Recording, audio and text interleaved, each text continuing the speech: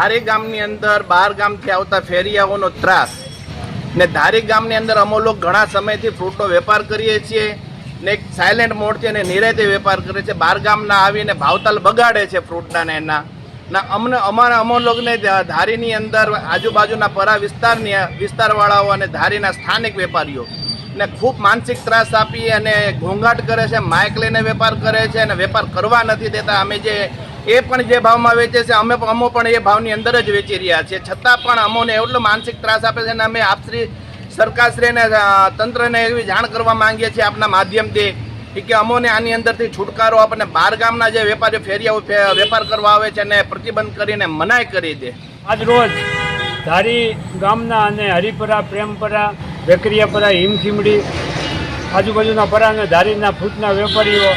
આજ રોજ ગ્રામ પંચાયતના પ્રતિનિધિ તરીકે મને એક આવેદન અને એક અરજી આપવા આવ્યા છે કે ધારી ગામે બહારના ફ્રૂટના જે ફેરિયા છે રિક્ષાઓ લઈ અને ગામમાં આવી અને ગલીએ ગલીએ પેલું સાઉન્ડ વગાડીને ઘોંઘાટ કરે છે અને મેન રોડ ઉપર ગમે ત્યાં ઊભા રહે છે, ટ્રાફિકને અડચણ થાય છે અને સાઉન્ડમાં જોર જોરથી રાડ્યું નાખે તેથી રાહદારીઓનું ધ્યાન ત્યાં કેન્દ્રિત થાય અને અકસ્માતના પણ બહુ ભય રહે છે. એથી આ લોકોની એવી માગણી છે કે ધારી ગામે ધારીના જ વેપારીઓ